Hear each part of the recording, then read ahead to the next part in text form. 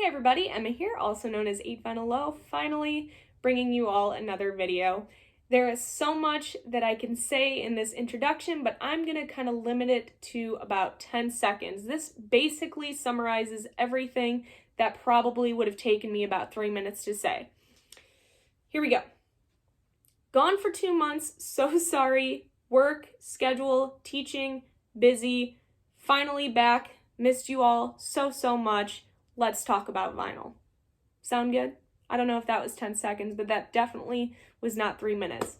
Today's video, what better way to come back to making videos and talking into a camera and finally seeing all of you again than to do a vinyl haul, vinyl update video. This haul dates all the way back to December. There was a time when I used to post like monthly hauls and I would do, September and October vinyl haul. Well, since it's been from about December, January, February, March, about 4 months since I've done a haul video, I figured that it's probably time to show you guys what I've picked up. All right, kicking off with, what better way to kick this off? Husker Du, Zen Arcade from 1984 double LP concept album. Yes, I am still in my Bob Mould phase, absolutely adoring Bob Mould, Husker Du. Eventually, I still do want to get Workbook. That's on the list. I know that Dave sent me a link to what looked like a great copy, nice copy, clean copy of Workbook. And then to be completely honest, I forgot about it. So I don't know if it's still there. It's still at the top of my want list right now. It'll be something that it's either still there, maybe I can still grab, or eventually down the line I find it out digging or whatever it is. I'm not in a rush for it, but it is high on my want list, and it's something that I do want to pick up. Same kind of idea with Husker Du's New Day Rising, also high in the want list, also a major want. But Husker Du, Zen Arcade, great album, added that to the collection a while ago. Next album, from one of my favorite years in music, 1977, that was when Cheap Trick, my favorite band, released my favorite album of theirs, which is their self-titled debut from 1977. And again, just in general, just music that came out in 1977. It was a wonderful year for music, in my opinion. Hannah at the Omaha Introvert, I'll link that video down below. She does a wonderful showcase of albums coming out of that year and kind of highlights how great of a year that was for music. So I did pick up, finally, the Damned, produced by Nick Lowe, and this particular version of this album is the 40th anniversary edition. And to be honest, I don't know if there's anything special about this release besides the fact that it comes with this insert, this kind of 6-page, 12-inch booklet, which is still cool. I'm not complaining, especially now in like the age of vinyl. I feel like half the time you're spending $30, $35 on a single LP where they just give you a paper sleeve and call it a day. It is what it is. I'm guilty of it. I still buy them. But it is nice when you get inserts, and it is nice when the packaging is up to par with the price. So this booklet is great. Has a bunch of different information in it regarding this album and the band.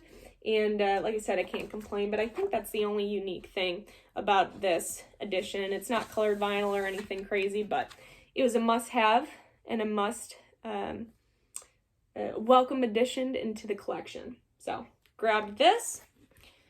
Also out of 1977, another classic must-have punk rock album that I don't know if it's been out of print, the reissues, but I haven't come across this as much as I would have thought that I would have. So when I saw this, I picked it up. Sex Pistols. Here comes the Sex Pistols. We all know this album. I don't have to talk about it. But let me know down below if this has been something that's been out of print or was out of print or whatever it is. Or if just the stores near me were slacking. I don't know. But 1977, punk rock, great year. This is my taste in a nutshell. We just went from punk rock and alternative and, things like that to British folk, Scottish folk. This is actually an album that I don't think I showed on here. I may have, and I'm sorry if I did, but I don't think that I did. And this dates all the way back to November, actually. So this haul even goes further back from December. So this is from November, or at least was reissued and released in November. And this is Bert Jansch, The Ornament Tree. Now this is a later Bert Jansch album. This was released in 1990, and this reissue was put out by Earth Recordings. Earth Recordings has done an absolutely amazing job with preserving and reissuing and bringing light back, shining light onto Bert Jansch and his music. And outside of Bert Jansch, they also have done a lot in terms of like the British folk scene and traditional scene. But they do a great job with Bert Jansch and his discography. So 1990, The Ornament Tree. Now, don't get me wrong, when talking about Bert Jansch, obviously classic Bert Jansch, Angie Bert Jansch, Strolling Down the Highway, Poison Bert Jansch, It Don't Bother Me Bert Jansch. Those are essential, right?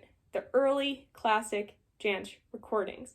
However, for whatever reason, I always find myself drawn towards his later releases. One of my favorite albums from him, and my top 3 hands down, is an album released in 2000 called Crimson Moon. Beautiful release. I don't know what it is about these later releases, but I love them. So this is a later release for Jansch, and this particular album kind of is like Jack O'Ryan.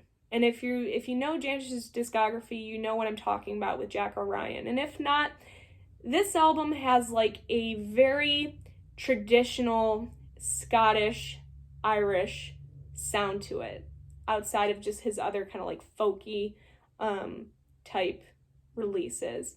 And I love it. I love that traditional sound, and I love when Bert does it. I don't know what it is. It's just my thing. So if you enjoy the British folk revival, if you enjoy Bert Jansch and just kind of his essentials, and you haven't dug into his later releases, Crimson Moon is a great place to go. Black Swan, of course, and then this kind of like hidden gem, Ornament Tree. Check it out. I think you'd really enjoy it. Sticking with British folk, and well, that was Scottish folk, but same concept. This British folk revival. And actually, speaking of Angie, I picked up Davy Graham, Large as Life, and Twice as Natural. Davy Graham is an artist that I've really gotten into over the last year. I discovered him through my exploration into Jansch's discography and have loved everything that I've heard from Davy Graham. I really love this album, though. This is a very eclectic, unique release from Davy Graham. Now, obviously, in this folk revival, you're going to have like a bluesy sound.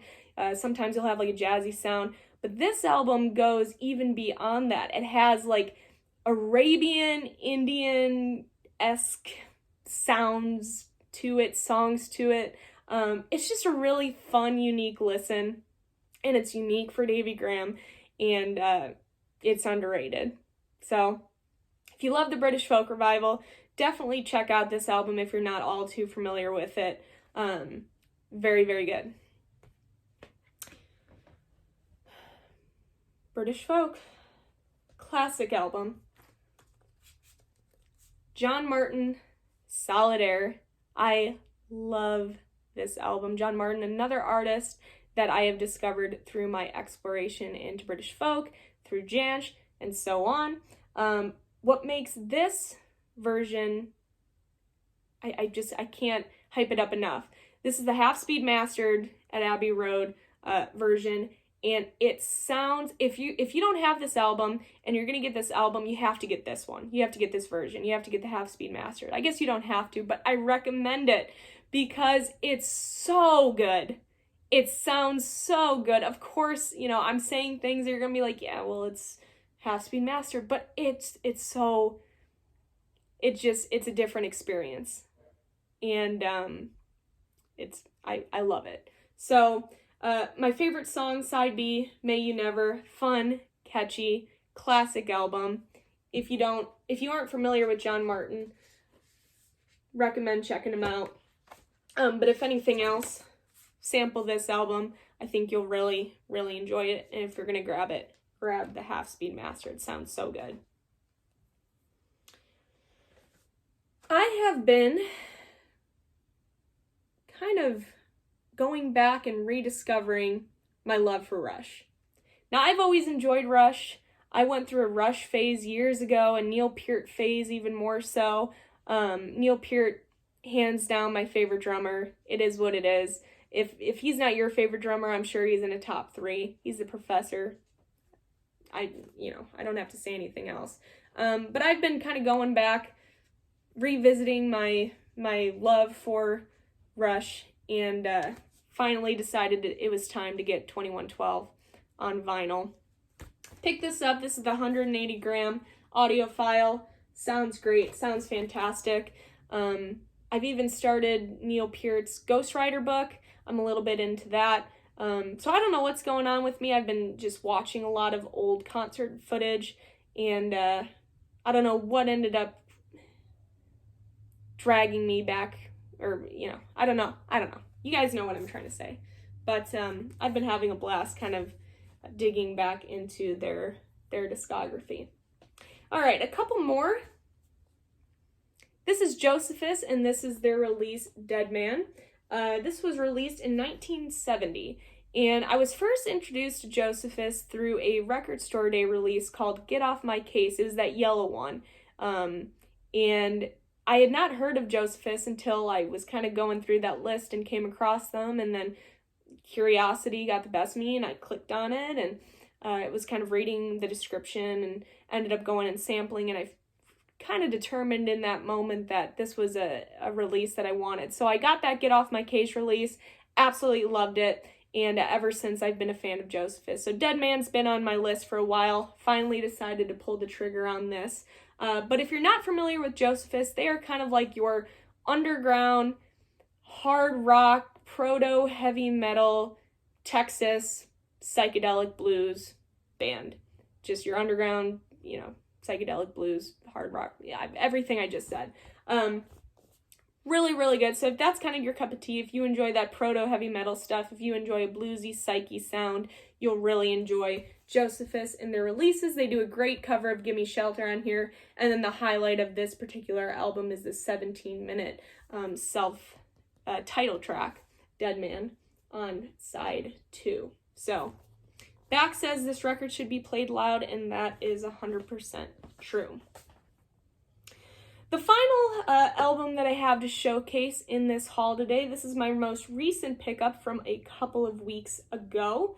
It's made its rounds here in the vinyl community. I've seen a lot of people have picked up this particular version, as well as the Easter Everywhere release, and unfortunately I wasn't able to get my hands on the Easter Everywhere release, but I did get the psychedelic sounds of the 13th Floor Elevators, the 2LP limited edition colored vinyl mono stereo version. Album that I've wanted in the collection for a while, and I decided with this release, if I'm gonna get this album, I'm gonna want this particular version with the mono stereo.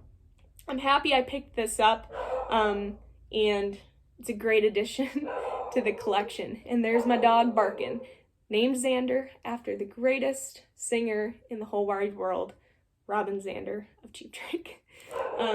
Yes, he also likes 13th Floor Elevators. He's a huge fan. So that's going to wrap up my haul video. Definitely stay tuned on this channel. I don't plan on disappearing for another 2 months. There are a couple of videos and stories that I want to share with you all about different concerts I've gone to over the last couple of months, people, artists, really cool artists that I've met over the last couple months since I've been gone. So stay tuned. New videos are coming. I promise they're coming. I can't promise it's going to be within a few days or a week, but I just know that they're coming. But with that, everybody, I hope that all of you are doing well, and I will see you all for my next video. Bye, guys.